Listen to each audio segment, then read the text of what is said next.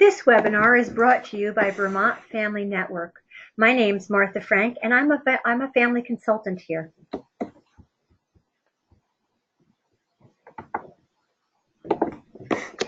For those of you who are viewing and would like to receive a certificate of completion, please contact our events coordinator at the address below or phone our office. And thank you for participating in our webinar. Getting and keeping the first job. This presentation was developed by the National Parent Center on Transition and Employment. So the session agenda, we're going to have some straight talk about employment, what you need to know about employment, accommodations, disclosure and interviewing, the employer's perspective, self-employment, and we'll finish up with some closing thoughts and questions. A look at employment. People with disabilities are 2.5 times more likely to be unemployed or underemployed than people without disabilities. This is a critical issue. Statistics indicate so.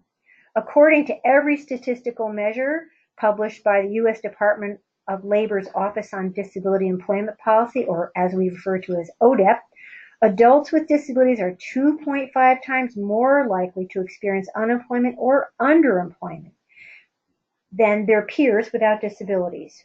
Underemployment refers to people who are currently employed but are working fewer hours than they wish, or who are working jobs that don't meet their level of education, skill, or experience. Work experience in school, post-secondary education, and family involvement, there are strategies, however, to contradict and counteract those trends. Studies suggest that youth who get meaningful work experiences in school get some type of post-secondary education or training, or those families also have families involved in their lives as teenagers, experience increased employment outcomes as adults. Meaningful work experiences refer to paid or unpaid exposure to the world of work that aligns closely with youth's skills and interests. So next we're going to talk about why is work important. Traditionally, employment has been the main method people use to achieve self-sufficiency and maintain connections to their community. It is an ethic and an expectation that is rarely questioned. Unfortunately, society doesn't always hold the high expectations that people with disabilities should be employed. Here are some points to emphasize as you discuss the value of employment to your school team and your family members. So people often divide their contributions to the world around them through the work that they do, and they gain a feeling of worth by contributing to society. The contribution may be to work at a job that is seen as meaningful, or to be part of a team, or simply provide for yourself and those you love. What is your reason for waking up every morning? Often the answer is to go to work. And without employment, people with disabilities may struggle to have structure in their days. Families need to consider what their youth will do as an adult to give meaning to life.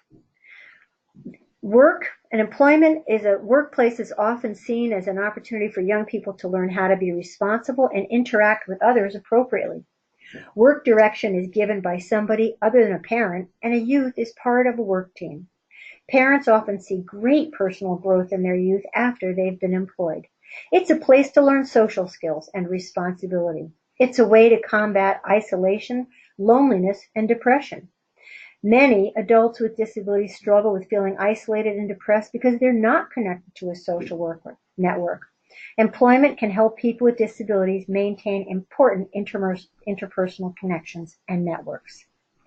It also gives them a role in the adult world. Youth with disabilities and what we see today. Youth are unable to find and keep jobs that don't meet strengths or interests, youth staying at home waiting for services to find them a job, and youth not willing to disclose a disability. Often youth with disabilities are placed into jobs or work experiences that don't match their strengths or interests. This placement may be done through a school work experience program or through an employment service provider. Many times, the result of this poor job match is a disappointing employment experience or the loss of the job altogether, We all seek to work in jobs that match what we like to do. Families should be encouraged to identify what their youth is interested in and help their youth find careers that meet those interests.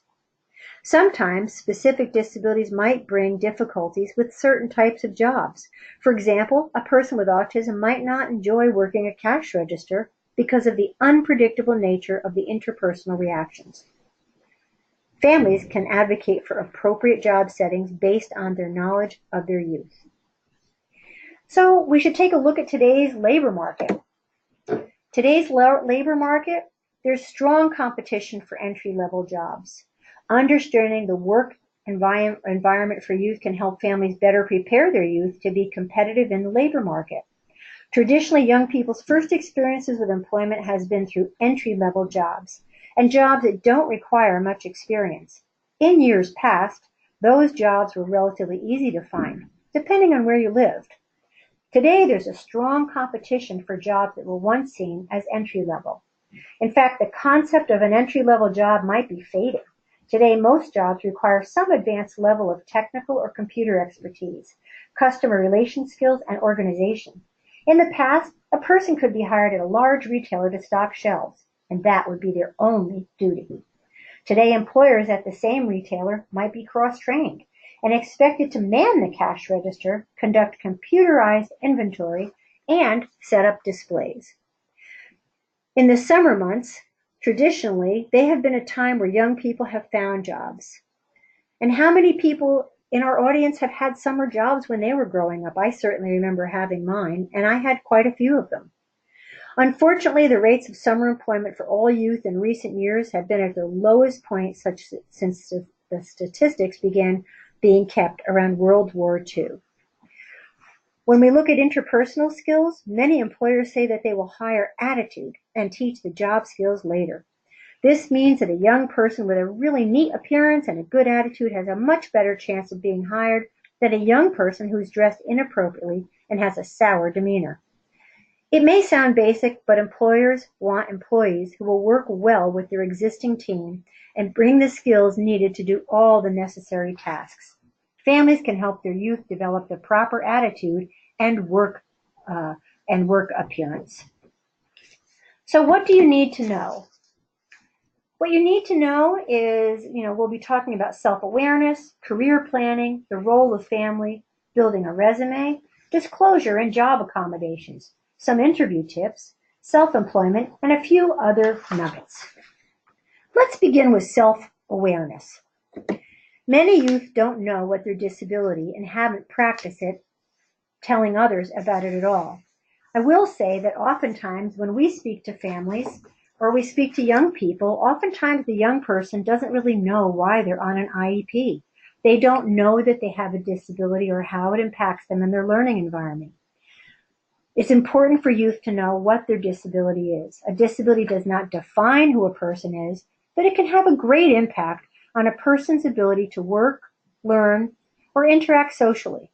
Although we have come a long way in recognizing the strengths and abilities of people with disabilities, many young people still fear the stigma of being labeled as having a disability. Some young people may deny they have a disability or might not be ready to openly discuss their disability with others. Families need to recognize that self-awareness of one's disability is a vital first step in success in education, work, and independent living. And for those of our viewers who have children on transition plans, the self-awareness is part of self-advocacy, and it's really important when we think of transition age youth that this is an important time for youth to really know what their disability is and have some opportunities to practice explaining what they need in a learning environment because of that disability. Being in school is a perfect place to start practicing those skills that may help them later in the employment world. Families should help their youth understand what their disability is and how it impacts them in all the different areas of their life. Once a youth knows what their disability is, they should be encouraged to practice discussing it with others. So that's a really good thing to remember, and that's a crucial skill. And again, as I mentioned, some youth may struggle in school or work without even being aware of the cause. So again, a very important tip. Now let's talk about career planning. Before the youth even begin looking for a job, we should be asking, what is your dream job? What do you need to know about that job? What are classes in school that can help you learn the skills you need? Do you like to work inside or outside? Do you have good times of the day and bad times of the day? Again, in the career planning, I would be looking to our transition counselors in our high schools in Vermont. There's a lot of wonderful career interest and inventories that really help a young person explore, and again, should be part of the transition plan. There should be many ongoing transition age appropriate assessments that take place. So when we talk about career planning, why do we do career planning? We do career planning to avoid poor job matches. It might sound simple, but having a career planning discussion with youth can be valuable for many reasons. It helps families learn how their youth are thinking about employment. What do they hope for and what kinds of jobs interest them? This information can be communicated to the school's work experience staff, VR counselors, or employment service providers to ensure that youth are placed in jobs that match their skills and needs. It does improve transition and employment. For many youth with disabilities, the high school years are a time to prepare for the adult world. Finally, career planning allows for goal setting and the identification of steps for each goal. And I'll give you an example. If a youth wants to work outside in a job that involves caring for animals, families can take this knowledge to the IEP team so the youth can begin learning about jobs that meet that criteria. Classes can be put in place so the youth can build skills in biology. Families can also seek work experiences with volunteer opportunities so their youth can experience that work firsthand. If the youth follows these steps and still is interested in working outside, caring for animals, post-secondary programs can be explored or job placements can be made on these interests. Again, this is all part of transition planning. So how can families help? Studies show that family involvement is a major predictor to employment and academic success for all youth. Still, families may be unsure of what their role can be in the employment success of their youth. The fact is, families can use their knowledge of their youth to help identify good job matches and to support youth on the job. They can help the career planning process by sharing their knowledge of a youth's strengths and interests. And they may be the first ones to catch early signs of the problem. Parents might be more in tune to a youth who's having problems on the job and suggest the causes of the issues and the solutions. The other things, there's a few other really important things that parents can help with. They can help with soft skills. Soft skills are skills that are rooted in interpersonal communication and personal responsibility rather than technical know-how. For example, many of us grew up with the expectations that we help out around the house. Expecting youth to do chores around the house is an excellent way to build soft skills in youth that transfer to the workplace.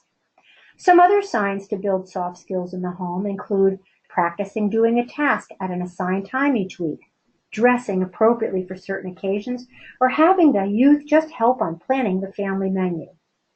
Lastly, and most importantly, have high expectations.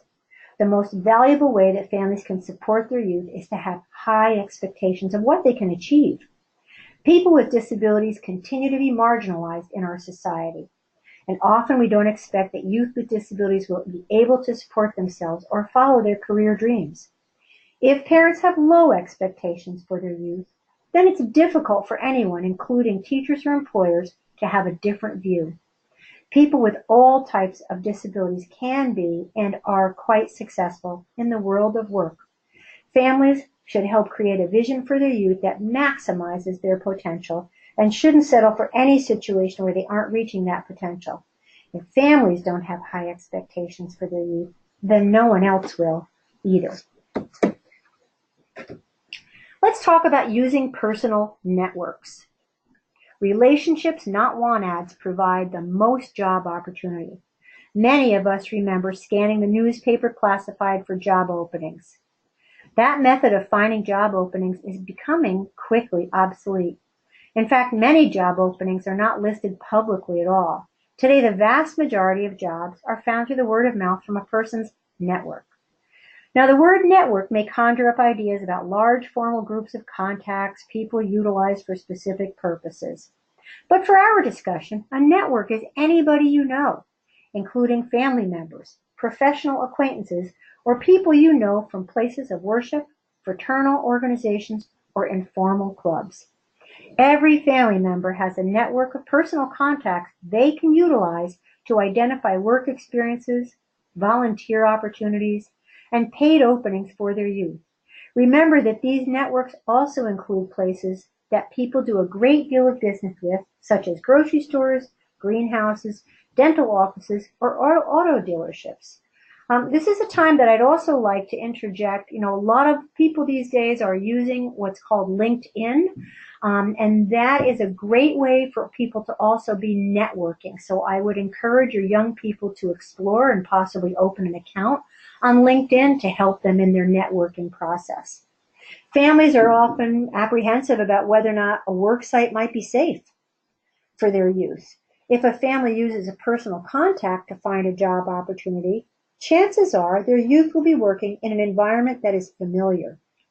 Families can also use personal networks to gain support from other families or learn about services or job opportunities. Parents who use their own networks to help their youth's job search are being active participants in their youth's success. Often it falls on work experience for a school work experience coordinator, employment specialist, or a voc rehab counselor to cultivate job opportunities for a person with a disability. These professionals work hard, but they have a limited pool of business and resources to refer consumers to. So again, looking at job opportunities for families makes the job a lot easier. The resume. Youth with disabilities follow the same process as others. The resume continues to be the standard tool employers use in beginning screening candidates. In some businesses, the hiring process cannot even begin unless a resume is submitted. Unfortunately, we don't always expect a youth with a disability to have a resume. The assumption might be that the school work experience program or adult employment provider will find a job for the youth and that no resume is needed. The truth is, every job seeker needs a resume, including youth with disabilities. A professional-looking resume shows a prospective employer that a youth is organized and understands the steps in the hiring process. Even if a job does not require one, a resume can improve the chances of an applicant getting an interview. Many families may wonder if it's appropriate for their youth to have a resume if they haven't had a paid work experience. A resume is appropriate for all job seekers, and youth can show many types of work experiences, including volunteer opportunities, job shadowing opportunities, informational interviews, and any relevant courses they may have taken in or out of school. Another area that I'd like to highlight is how important volunteering is. Volunteer experiences are used to build work skills and improve a resume. Studies show that youth who have quality work experiences during the high school years are more likely to experience positive employment outcomes as adults. The best work experience is actual paid employment. Unfortunately, youth are having a tougher time finding the entry-level jobs that have traditionally provided valuable work experience. So if you can't find that job, one strategy is volunteering. Volunteering shows employers that youth want to work, and oftentimes having several volunteering experiences gives a youth experience in different types of jobs, making it easier to focus on a different career path. It's often how we find out what we don't want to do when we're trying to figure out what it is we do want to do. Job accommodations.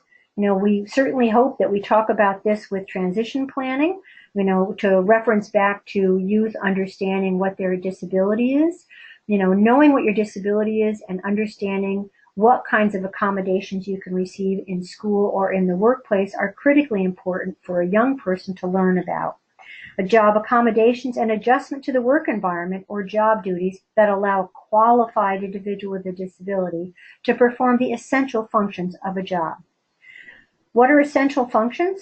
They're duties a person must be able to perform, such as lifting 20 pounds or being on one's feet for long periods of time. The essential functions are usually found in job descriptions. A qualified person is a job applicant who meets the education and experience requirements of a job description. Job accommodations open the doors for youth with disabilities to work in almost any field they want, as long as they're qualified for the job and the accommodation is reasonable. Many youth believe that there are certain jobs they can't do, but when in fact the job accommodation would allow them to be successful and have a positive job experience. Identifying potential job accommodations can begin in middle school and actually can be youth-driven. Accommodations are also used in post-secondary settings to help a student with a disability do all the expected coursework. A family's youth may already receive occupational therapy or speech therapy in school. Families should ask about those services to help identify technologies that can act as accommodations. And for lots of our young people, really looking at assistive technology while you're in middle school and when you're in high school and becoming proficient in assistive technology opens the door to removing barriers that may exist in the workplace. So that's another important thing for folks to be thinking about. Asking your team to explore what assistive technology, if any, does my youth need to remove barriers in learning and possibly in the workplace.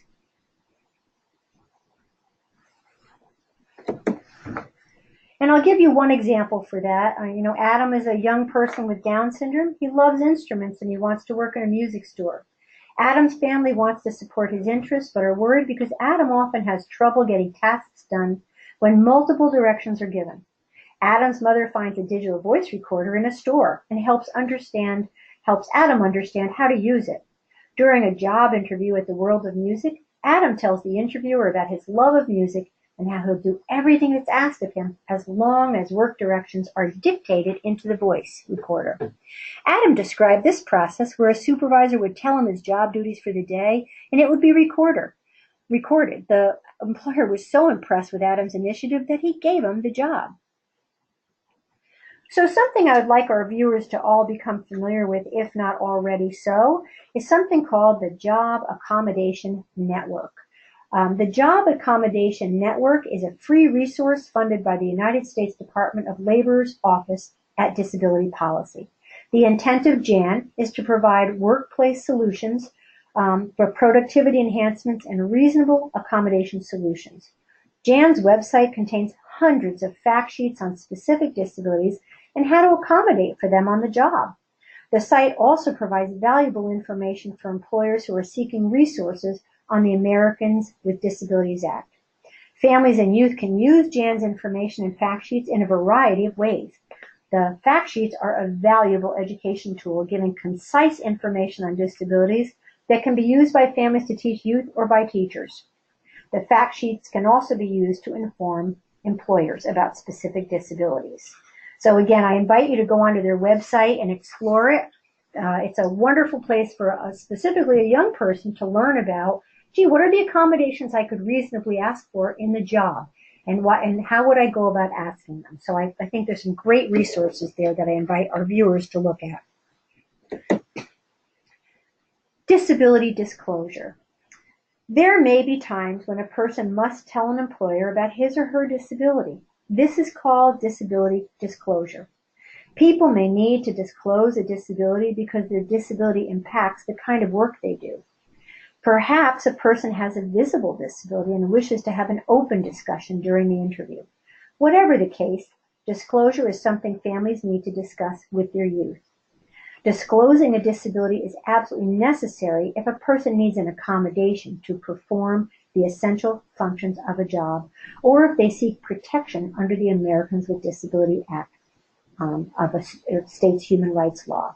And it is a personal choice. Now, something to be thinking about is if someone chooses not to disclose in the workplace and after having a problem in the work site decides afterwards to be disclosing, there may be challenges there because the young person wasn't informing their employer of what they needed for equal access in the workplace. So, again, it's a personal decision, and it's really necessary if you're seeking accommodations.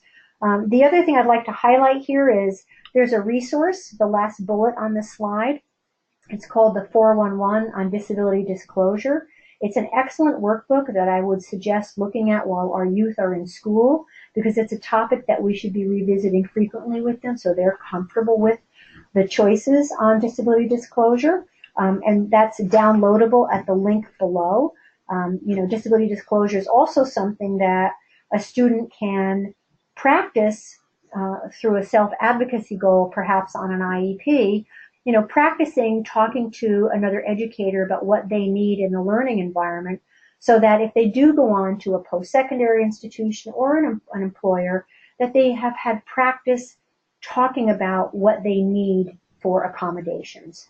So, in school is a good time to be practicing these things, and I would think about that as part of an important part of your transition plan. So now we're going to be talking about the interview. The decision to hire an applicant is often based as much on the impression given during the interview as the technical skills displayed. For example, an applicant may have exceptional computer expertise that would fit a computer programming position. But if that applicant fails to make a good interpersonal impression, chances are he or she won't get the job. Families can help youth with disabilities understand the importance of the job interview and prepare them to make the best impression. Practice.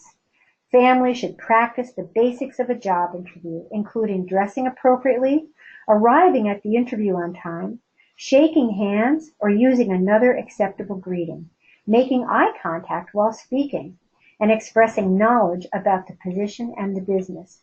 It's also the expectation of most employers that a thank you letter be sent after the interview, promptly, I would hope.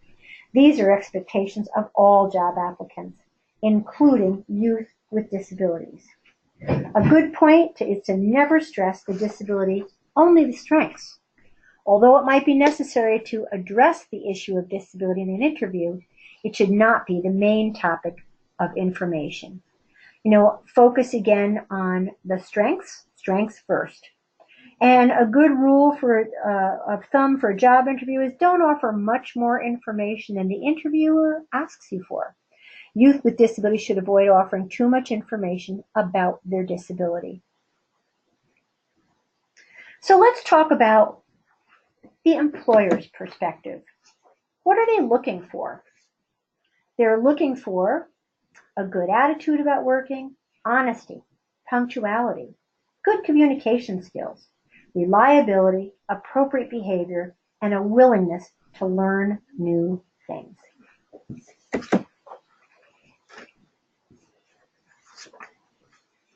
So another thing we can chat about is self-employment. Self-employment, I think about, what is it? It's working for somebody else is not the only employment option for youth. Many people in our country choose to work for themselves by starting a small business. This is an overlooked yet appealing option for youth with disabilities.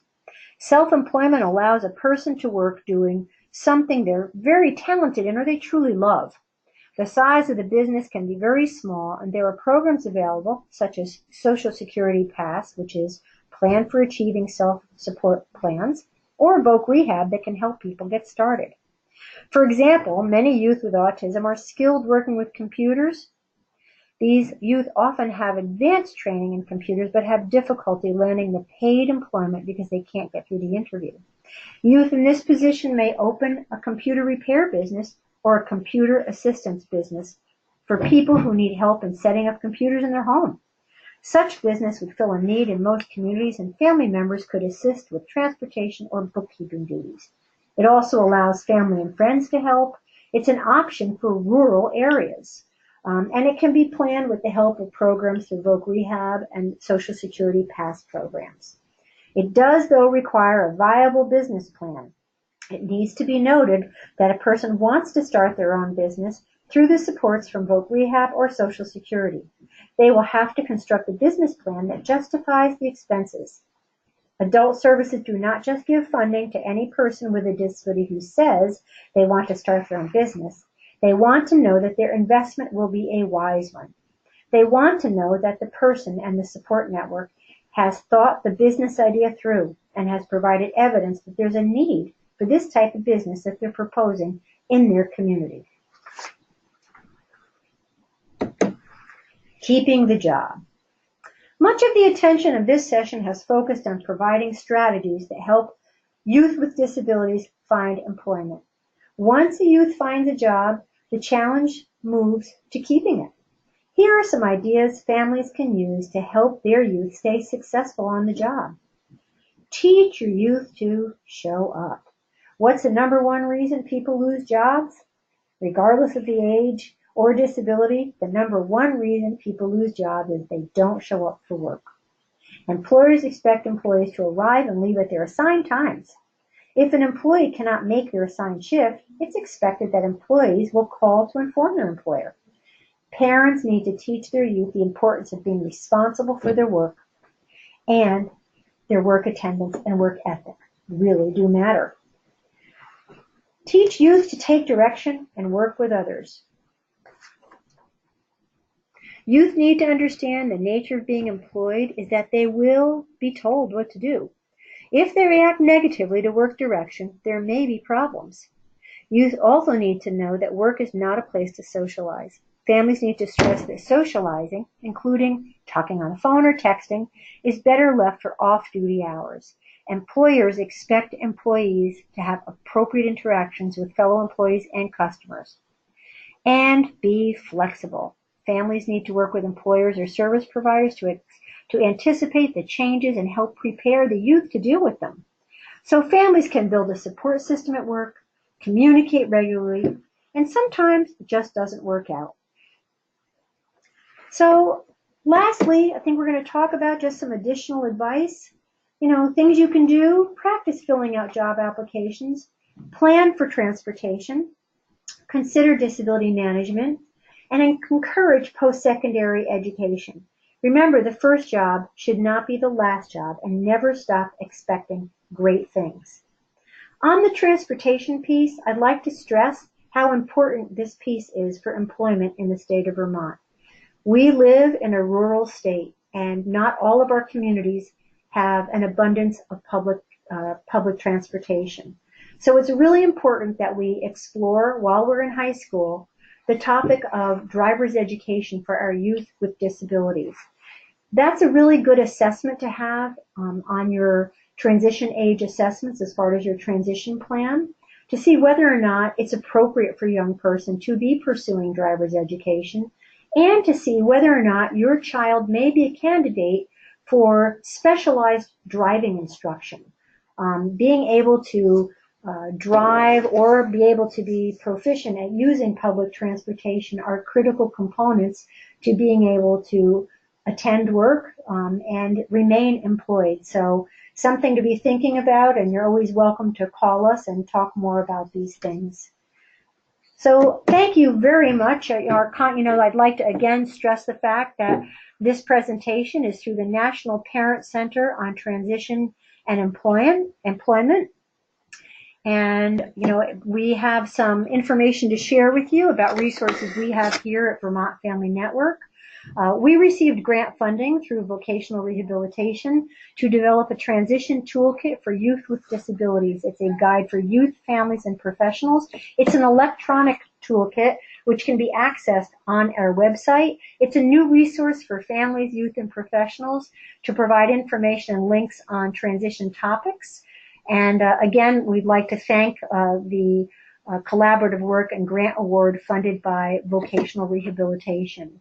Here highlights some of the topics on the website. And again, earlier we referenced career inventories and different types of assessments. There's a lot of information in the resource section that I would welcome any of our viewers to preview.